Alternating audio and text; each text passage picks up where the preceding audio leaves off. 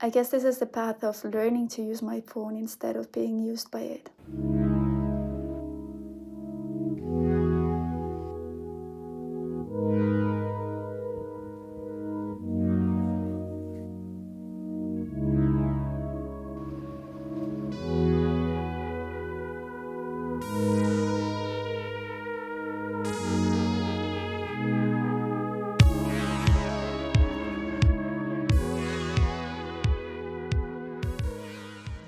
How you spend your days is how you spend your life.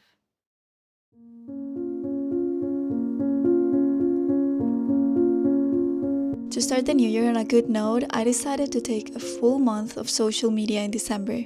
The line between using my phone and being used by it was getting thinner and thinner every year. So when endless scrolling overtook my entire life, something had to give. If not for my screen time, then for my self-care. I realized at some point that the only thing all of that mindless consumption did was keep my screen time high and my attention span low. I could not focus for long periods of time without feeling the urge to check my phone every 2 minutes. The result? An overall decrease in productivity and well-being, and an increase in anxiety and mind fog. But taking a 1-month break marked a before and after. There were entire days when I forgot my phone even existed in December, and now I can already see the benefits. My first instinct in the morning is not to check my notifications anymore. I enjoy my tea and my phone is still charging in the corner. I feel I'm not always in a rush or missing out. In fact, I feel the exact opposite. So, enrotting my brain will be my only mission for 2026, at least for the first part of it.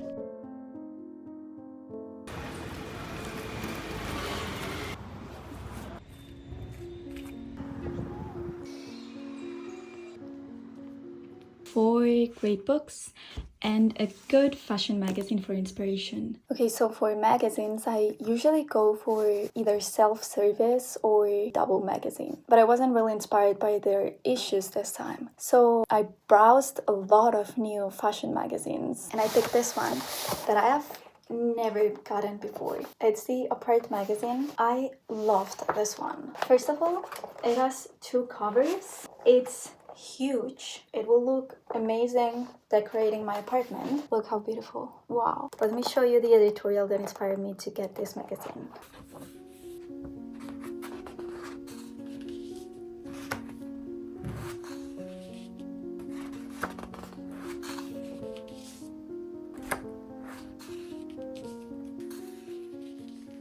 And I can already tell that I'm getting a lot of creative ideas just from looking at this. And I know they are different and a lot more unique than if I was just browsing on Pinterest. I mean, don't get me wrong, I use Pinterest a lot. The thing is that if you just go to Pinterest and stay in their For You page or search for a specific topic, you end up almost 99% of the time with the same references as everyone else. Even if you spend hours there and dig down the Pinterest rabbit hole and think you've found unique and different things, well, I'm sorry, but no, you haven't. I'm not saying that I never do that, because sometimes I need a more general idea and that is enough. But 99% of the time, Pinterest is not a search engine for me. It is more of an archive. It's a place where I store all of the visual references that I've found almost anywhere. And it can be almost anything, like a screenshot of a hotel that I want to go to in Korea, a photo of a magazine spread that inspired me for a future project, a picture of a museum that I went to where I want to shoot something, maybe just a picture of a pair of shoes that my best friend sent me that I know I will want to get when the weather gets better, an art direction idea that I found on a poster on a random street of Paris. It's my archive.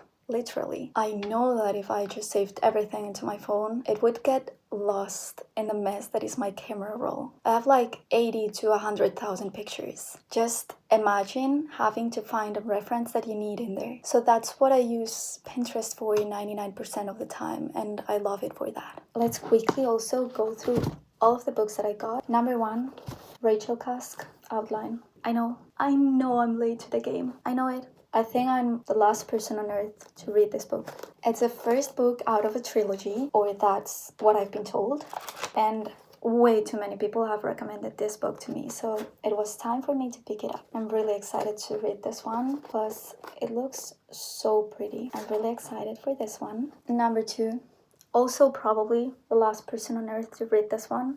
I read very little for the past few years. I read maybe only 2 books a year. And this is changing quite fast, I have to say, and I'm really proud of myself. I'm starting to finally make time to read. Really excited about this one. I feel like the title says it all. The book that I'm most excited about, it is Frankenstein by Mary Shelley, and I know this will be my first read. In fact, I'm going to start reading it tonight. I'm too excited to wait any longer. And last but not least, and please again, don't judge me, just kids. I don't think there's anything wrong with liking what everyone else is liking. A lot of people feel proud and feel cool and feel superior just because they don't like the popular things and they don't like popular books. You're cool by doing the things that you love and being passionate about what you love. That's what makes you cool. Loving what you love and being bold about it and not hiding from it, and again, being very passionate about it. I'm so tired and so hungry that I feel like I'm rambling. So let's leave it here for now. Today made me so happy. Literally, I felt like a little kid again. I need to do this more often. I'm so happy with everything that I got. But yeah, I loved it. I loved getting lost in my own city. Okay, let's shut up and go eat something.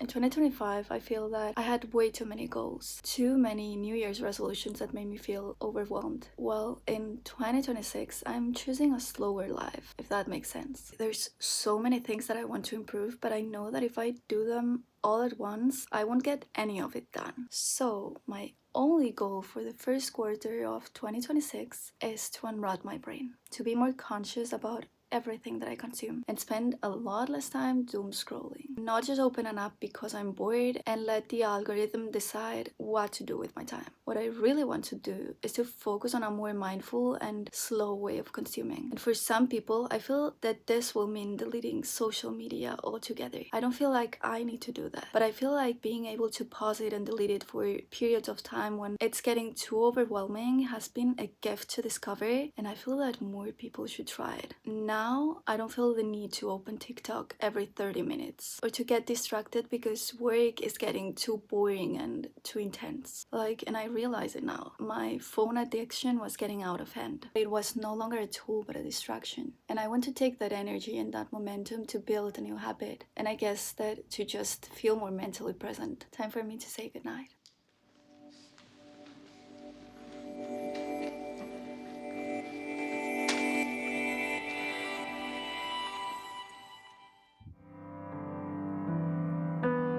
I'm obsessed with this book. Having a good book that makes me excited to read again, I have missed so much. I only got it yesterday and I'm already 145 pages in. Wow, you can tell I'm loving this because this thing is getting devoured and I'm very much intrigued. I've been doing this thing with my books where I keep a post-it in front of them so that I can write down any word that I don't completely understand. My first language isn't English, but even if it were, we all come across words sometimes that we don't fully 100% understand. We all do, and I know because I do too when I read in Spanish, but we understand them because of the context, and so we don't make the effort to look them up. And so lately, as I've been trying to encourage learning and improve my English, I've been writing them all down to look them up later. And so this mini notebook that I got yesterday from Muji, I will keep in front of all of my books so that I can write all of those words down. Also, I shared all of the books that I got yesterday with a friend, and she was like, "Why did you get so many books?" Okay, the thing is, and now I can say it out loud because I already booked the flights, I'm going on tropical vacation vacation in 1 month with my mom for a whole month, and I wanted to stock up on some really good books that I'm very excited to read. A trip where all we're gonna do really is wear bikinis and read 24/7.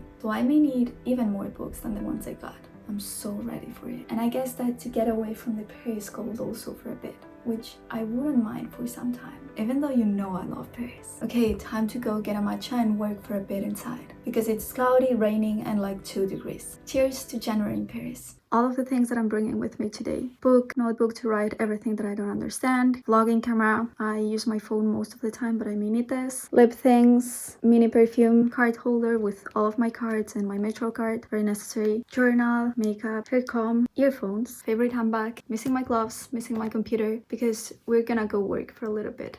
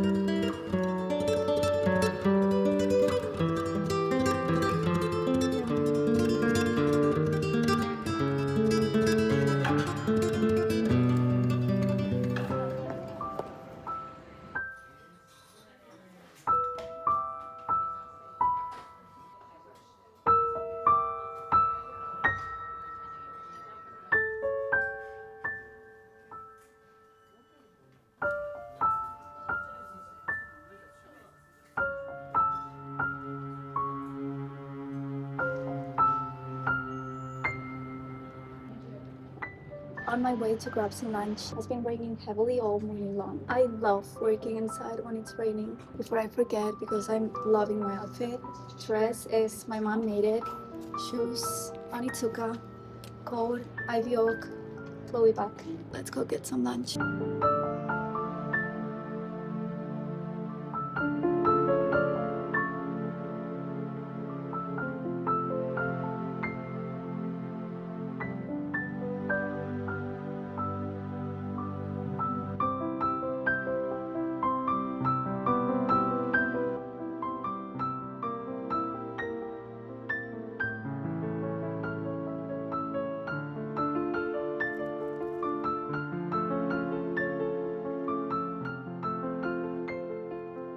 Fresh flowers of the week. You guys know the drill.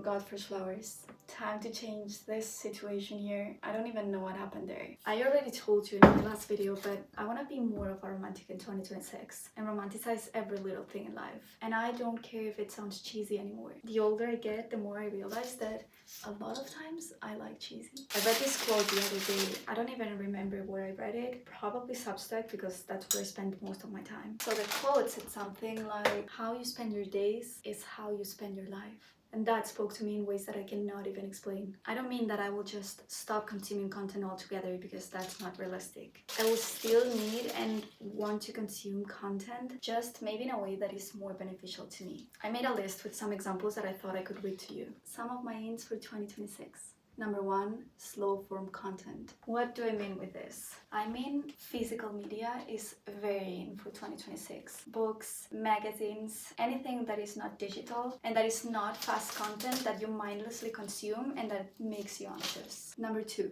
other slow form content platforms, YouTube and Substack. A lot more mindful time spent there, a lot less time spent on the other platforms. But it's not as easy as that. You need to be very careful. You can still spend hours mindlessly scrolling on Substack if you want to. You just need to make the extra effort and just consume what you wanted to consume in the first place. Number 3, go out and be curious again. Going to the cinema, exhibitions, museums, and I don't know, maybe check what's going on in your city. Like, I know Paris is a big city and it has a lot of museums, but probably you have a lot of museums that you've never stepped foot in your own city. I've been going to 1 or 2 museums every single week, and I've been loving that. If you're not a museum person, that's fine, that's okay too. I feel that your whole life will become a lot more interesting, and you in return will become a lot more interesting as a person too. Last week, for example, I went to the Giacometti Institute. The week before that, I went to the Rodin Museum, and I absolutely love both, and they inspired me so much. Number 4,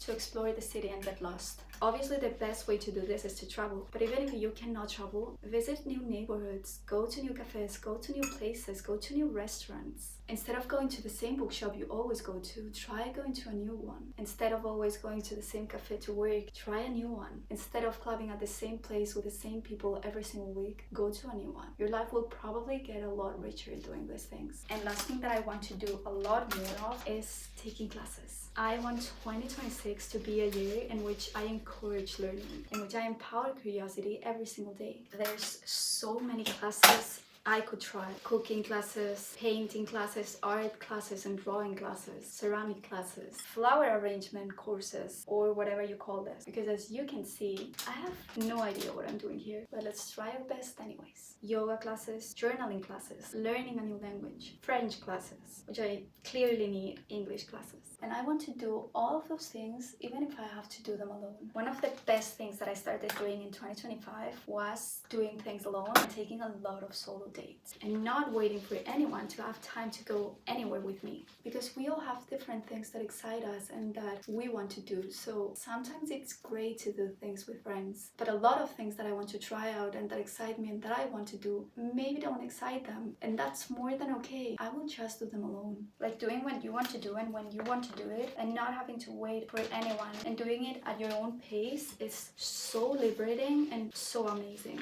You get it already. I'm only making it my mission to reduce my screen time, and keyword intentionality, to be a lot more intentional about what I consume and what I spend my time doing. Okay, not that bad, is it? I kept some of them longer, I kept some of them shorter so that it would create some volume. I don't know if that's right or wrong, but I feel it's working somehow. I know it's only roses, I know there's nothing else in here, but I feel that last week's bouquet was a little bit of a mess. This one is looking a lot better. A little improvement every week, right? That's what matters. This is the face of a happy kid on my way out to the movies to go watch The Housemaid with my best friend.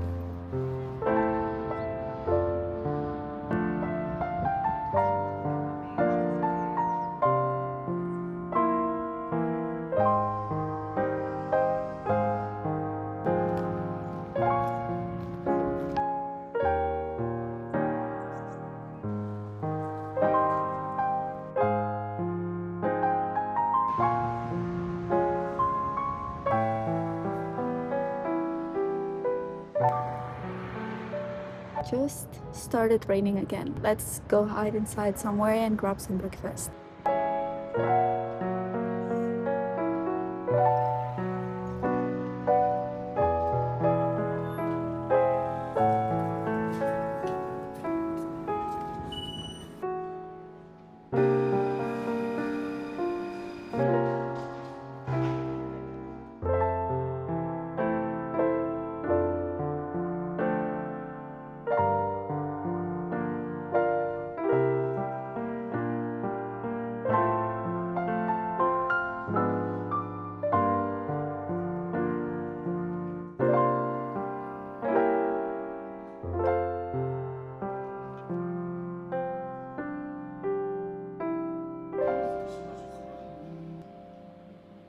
I'm back home. I'm sorry about the noises that you're going to hear, but there's a lot of construction going on and it's still a bit early because I wanted to come home early and finish my book. that I still haven't finished. I have only some pages left and I want to finish it today. Also, my voice is almost gone. I'm getting sick. I can feel it. Reading right before bed is the best habit for me to unrot my brain. Until recently, I've had quite a poor work-life balance. My routine consisted of working every day until 10 p.m., forcing my brain to be active and creative for more than 14 hours every day. And then I wonder why I can't focus or sleep well. All of this has changed and I cannot even begin to tell you how much it has improved. Thank God.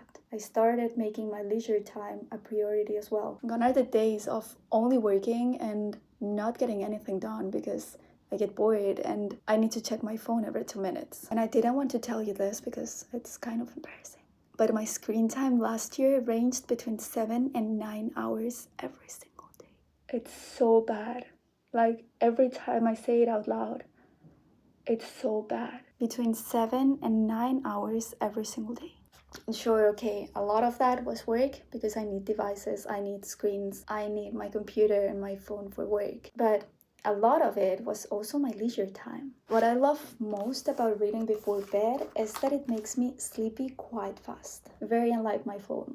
Again, about to finish this book. Such a beautiful story. I haven't been recommending any books to anyone for a long time. I feel that this is the first book that I'm recommending on this channel. First book that I've loved in a very long time. If you're looking for a new book, maybe consider this one. So, I was changing my roses water. That's why they are here. I'm being so good at this new hobby that I have. Also made a huge cup of tea to enjoy with my book, almost as big as my head.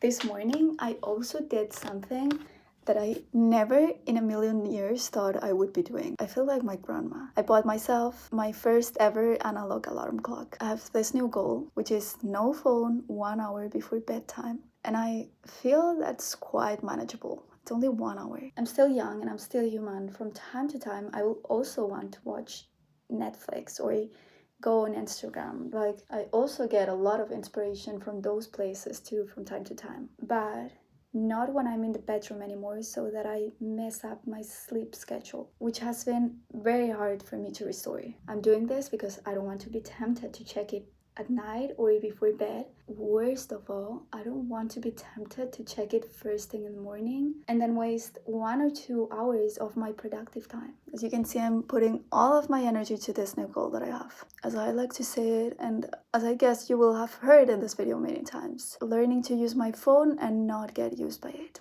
I guess it's time for me to stop rambling and go to bed so that I can finish my beautiful book. Thank you so much for being here with me another week and for keeping me company. I really hope that all of this inspired something inside of you too. Okay, bye.